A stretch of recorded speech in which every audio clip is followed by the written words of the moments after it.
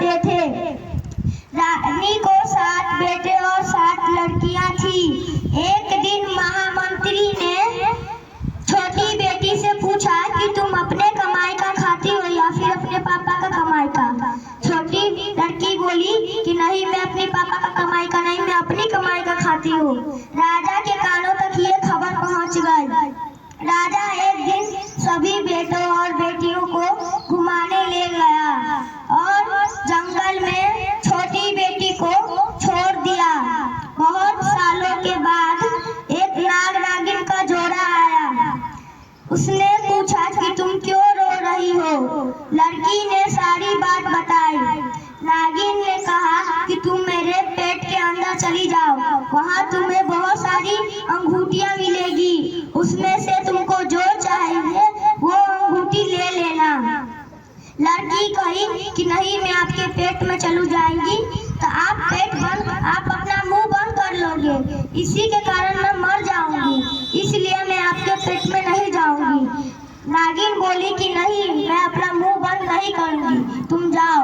बहुत कहने के बाद लड़की पेट में गई। वहाँ बहुत सारी अंगूठियाँ थी, उसमें से सबसे सुंदर अंगूठी लड़की लेकर आ गई। फिर नाग नागिन के जोड़े ने कहा कि तुम इससे जो विश मांगोगी वो पूरा हो जाएगा। लड़की ने कहा कि मुझे एक सुंदर महल दे दो। महल में रहने वाली सारी चीजें थी। थोड़ी ही देर बाद नाग नागिन का जोड़ा वहाँ से चला गया। उसी दिन के रात में उसकी बहन की डोली वहाँ से गुजर रही थी। राजा रानी देखे और कहे कि अरे ये तो मेरी बेटी है, मैंने ही इसे जंगल में छोड़ा था, ये इतनी अच्छे से कैसे रह सकती है? इसको तो रहने का न कपड़ा था न घर था।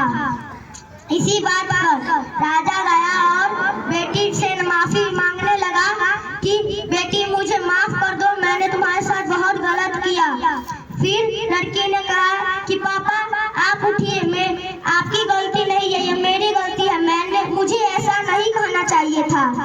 फिर उस लड़की को लेकर पिता अपने महल चला गया। उसके बाद से वो सब बहुत खुशी खुशी रहने लगे। बहुत अच्छा रहे। अरे रौनक छक्का की तरह ताली क्यों बजा रहा है?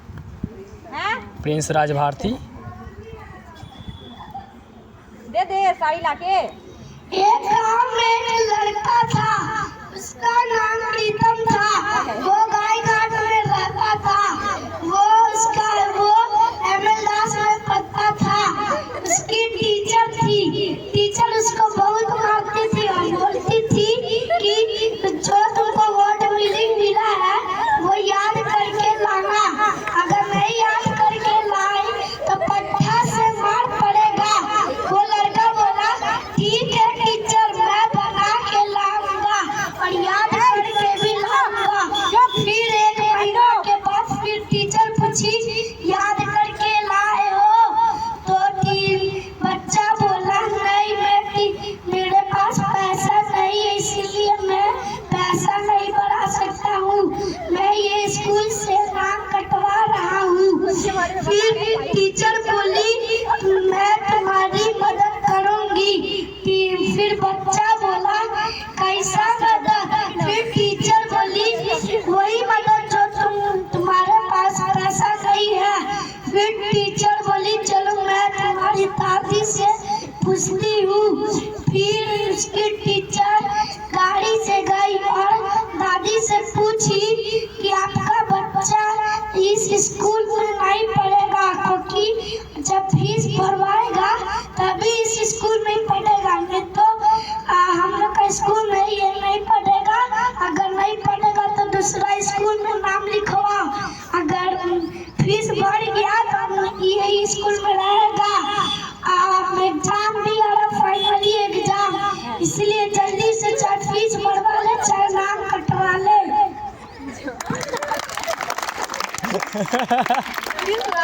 अपने बारे में स्टोरी सुनाया है? तुम्हारे साथ हो रहा है।